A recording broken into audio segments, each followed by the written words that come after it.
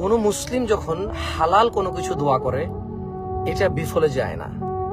হয় সে এটা পায় যা সে দোয়া করে, অথবা সে অনেক সঙ্গে কিছুদিন পরে পায় বা অনেক লেটে পায়, অথবা আল্লাহ তার উপর সন্তুষ্ট হয়ে এতে যদি কোনো অকল্যাণ থাকে আল্লাহ তাকে এর চেয়ে উত্তম কিছু দেয় যেটা এই দোয়ার বদলতে সে পায়, অথবা সে যদি এই পৃথিবীতে এটা নাও পায় এই দোয়ার বদলতে সে আখিরাতে ইনশাআল্লাহ পাবে।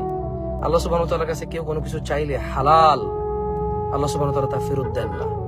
সো সে পৃথিবীতে সঙ্গে সঙ্গে কিছুদিন পরে পায়, সঙ্গে পায় কিছুদিন পরে পায়, অনেক লেটে পায়, অথবা এর বদলে ভালো কিছু পায়, আল্লাহ সুবহানাহু ওয়া তাআলা তাকে খুশি হয়ে দেয়। এবং আপনি বলছেন যে আমার কোনো আমল বলতে রক্ত মাংস হালাল হইতে হবে দোয়া কবুলের জন্য, কেমন? আর হতে পারে যে আপনার দোয়ার মধ্যে নাদানি আছে। নাদানি বুঝেন?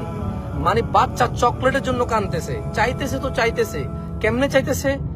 মা, আম্মা, আম্মা জান, আম্মা হুজুর, কত সুন্দর করে চাইতেছে, আঞ্জা করে ধরতেছে। মা জানে এই চকলেট খেলে ওর দাঁত নষ্ট হয়ে যাবে, ওর খাওয়ার রুচি নষ্ট হয়ে যাবে। মা ওকে আরো বেটার কিছু অফার করে, হয়তো ওর ওটা পছন্দ না। সো এমন অনেক কিছু আমরা চাই আল্লাহর কাছে যেগুলো আমাদের জন্য সঠিক না।